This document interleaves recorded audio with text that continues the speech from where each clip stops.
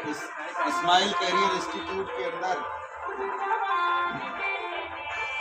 हिंदुस्तान की आज़ादी का अमृत महोत्सव जो मनाया जा रहा है, हम लोग उसके साक्षी बन रहे हैं। आपको मालूम होगा कि भारतवर्ष में आज़ादी के लिए निरंतर लंबे संघर्ष के पश्चात भारत को आज़ादी मिली और इस आज़ादी के लिए हमारे देश में बहुत से महापुरुषों ने अपना बलिदान दिया।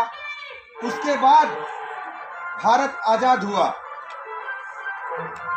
आज़ादी जरूरी क्यों होती है?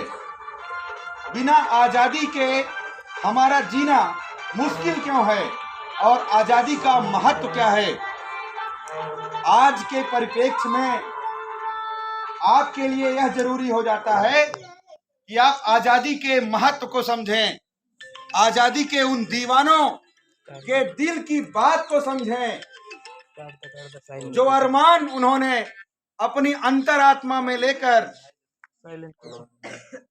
अपने देश के गौरव, मान और सम्मान के प्रतीक हमारे तिरंगे झंडे के लिए जिन्होंने अपने प्राण का बलिदान कर दिया, जिन्होंने अपने परिवार का बलिदान कर दिया और जिन्होंने अपने व्यक्तिगत जीवन के समस्त सुखों का बलिदान कर दिया कि हमारी आने वाली पीढ़ी इस घुटन में न जिए कि हमारे ऊपर किसी दूसरे का शासन है।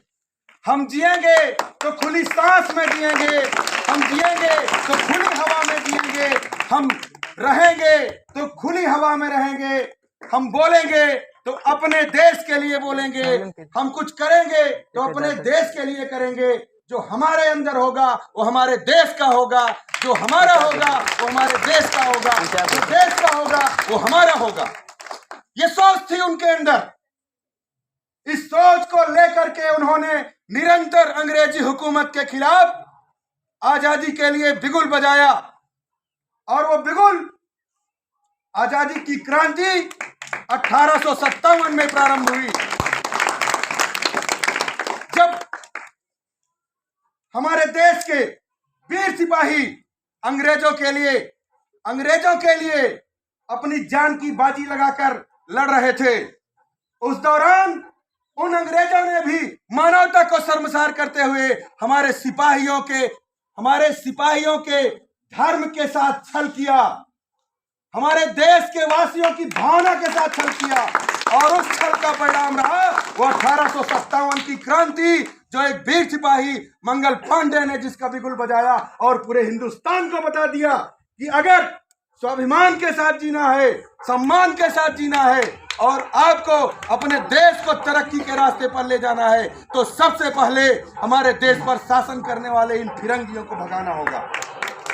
और वो जो आग लगी हिंदुस्तान के लोगों के दिल में, वो आग निरंतर चलती रही, उसको बुझाने का प्रयास बार बार किया गया, दमनात्मक कार्यवाहियां बार बार हुई, हमारे देश के बहुत से क्रांतिकारी जेल में डाल दिए गए, बहुत से किशोर नौजवानों को फांसी दे दी गई।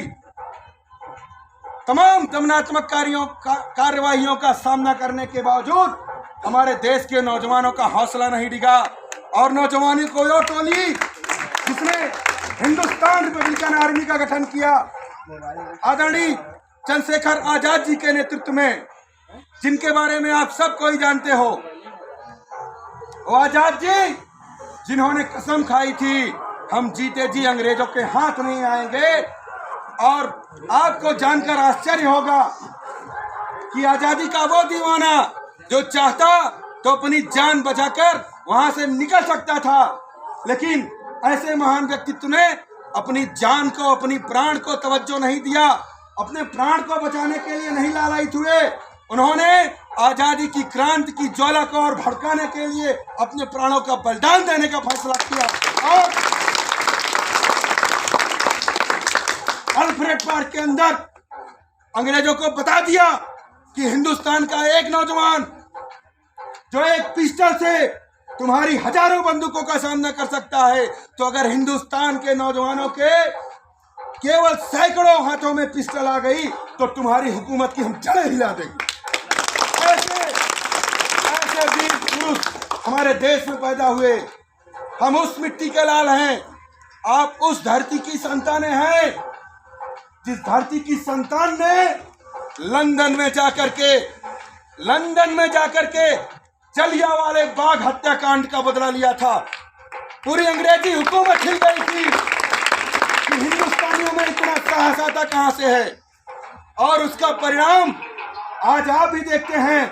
हिंदुस्तान के सिपाहियों का जज्बा है, हिंदुस्तान की मिट्टी का जज्बा है कि हमारे हिंदुस्तान का सिपाही पाकिस्तान में घुसकर सर्जिकल स्ट्राइक करता है और बता कर आता है तुम चोरी से आते हो, हम सीना ठोक के आएंगे, और अगर हमारे देश पर तुमने अपनी निगाह हटाई तो हम तुम्हारे देश को भी अपनी सीमा में मिलाएंगे। ये है हिंदुस्तान है, और उस जज्बे को हमेशा अपने सीने में बनाए रखना है। आप ये मत सोचिए कि हमारी जिंदगी सामान्य चल रही है। आज जो दौर है पूरे विश्व में, पूरे संसार में, वो दौर कभी 1942 के दौरान भी हुआ करता था, जब अचानक विश्व युद्ध जैसी परिस्थिति उत्पन्न हो गई थी। आज भी आप देख रहे हैं लगातार दो देश लड़ रहे हैं, और दोनों देशों के पीछे पूरे संसार की शक्तियां लगी हुई हैं। कभी भी विश्व युद्ध को जन्म दे सकती हैं, तो उसके लिए भी आपको तैयार रहना होगा। अपनी देश की अस्मिता को बचाने के लिए, मजबूती से अपनी भागीदारी को निभाने के लिए आपको यह नहीं कहना होगा कि सरकार हमें पैसा देगी तब हम लड़ेंगे, सरकार हमें सैलरी देगी तब हम लड़ेंगे। नहीं, अगर जरूरत पड़ी तो हम अपने देश के लिए अपने प्राणों का, अपने परिवार का, अपने जीवन को निछावर कर देंगे, लेकिन हम देश से कुछ नहीं मांगेंगे। हम सरकार के भरोसे नहीं रहेंगे, हम खुद लड़ेंगे। और हिंदुस्तान का तो गौरवशाली इतिहास है, जो भारत वर्ष का गौरवशाली इतिहास है, जो हमारी पवित्र मिट्टी का इतिहास है, जिस मिट्टी में राम ने जन्म लिया, जिस मिट्टी में कृष्ण ने जन्म लिया, जिसे पूरा संसार ईश्वर मानता है, जिस मिट्टी में इतने महान महापुरुषों ने जन्म लिया, जिस मिट्टी के लाल आदरणीय स्वामी विवेकानंद जी हैं, जिन्होंने पूरे विश्व को बता दिया कि भारत के अंदर, भारत के लोगों में, भारत के मस्तिष्क में जो ज्ञान भरा हुआ है वो पूरे संसार के किसी भी व्यक्ति में नहीं है। भारत को विश्व गुरु जैसी बड़ी उपाधि दिलाने का जिन्होंने अनोखा कार्य किया, ऐसे लोग इस मिट्टी के लाल हैं, और आप भी इसी मिट्टी के लाल हैं। तो आपको गर्व होना चाहिए कि हम ऐसे राष्ट्र के हैं, हम ऐसे राष्ट्र की मिट्टी में हैं जिस राष्ट्र का गौरवशाली इतिहास रहा है, जिस राष्ट्र में महाभारत जैसा धर्म युद्ध लड़ा गया है, जिस राष्ट्र में आदरणीय रामचंद्र जी पैदा हुए, जिस राष्ट्र में आदरणीय श्री कृष्ण पैदा हुए, जिस राष्ट्र में आदरणीय गौतम बुद्ध पैदा हुए, जिस राष्ट्र में आदरणीय अंबेडकर जी पैदा हुए, जिस राष्ट्र में आदरणीय गांधी जी, चंद्रशेखर आजाद, शहीद आजम भगत सिंह, राजगुरु सुखदेव, बटुकेश्वर दत्त, तमाम क्रांतिकारियों ने हम लोगों के लिए एक प्रेरणादायी इतिहास छोड़ दिया। ऐसे महान भारतवर्ष के, ऐसे महान अखंड भारतवर्ष की संतानें हैं आप सामान्य नहीं हैं। अपने आप को सामान्य समझ करके अपने जीवन को केवल सामान्य तरीके से समाप्त कर देना व्यक्ति का एक भ्रम होता है। हर व्यक्ति जब जन्म लेता है तो ईश्वर उसे कुछ कर्म करने के लिए भेजता है। सदैव अपने कर्तव्य पथ पर ईमानदारी से आगे बढ़िए। देश को आज आजाद हुए इतने वर्ष हो गए, आजादी का अमृत महोत्सव मनाया जा रहा है। इस आजादी के वास्तविक मायने हिंदुस्तान के हर परिवार तक पहुंचे, ये आपकी जिम्मेदारी है। क्रांतिकारियों ने हमें आजाद हिंदुस्तान दिया है और हम आजाद हिंदुस्तान को एक बेहतर हिंदुस्तान बनाएंगे तो उनकी आत्मा को शांति मिलेगी और उन्हें खुशी मिलेगी। और उसको बनाने के लिए हमें दृढ़ निश्चय से शपथ लेनी होगी कि हम अपने जीवन में ईमानदारी से काम करेंगे, हम भ्रष्टाचार कभी नहीं करेंगे। हमें जो भी मौका मिलेगा देश की सेवा करने का, हम सदैव ईमानदारी के साथ अपनी सेवा करेंगे और हिंदुस्तान के हर कमजोर व्यक्ति को मजबूत बनाने का काम करेंगे और अंतिम व्यक्ति का उदय करेंगे, जिससे हमारे भारतवर्ष को अखंड भारत बनाने में पुनः हमारे देशवासियों में एक नई ऊर्जा का संचार होगा। इन्हीं वाणी के साथ मैं अपनी वाणी को समाप्त करते हुए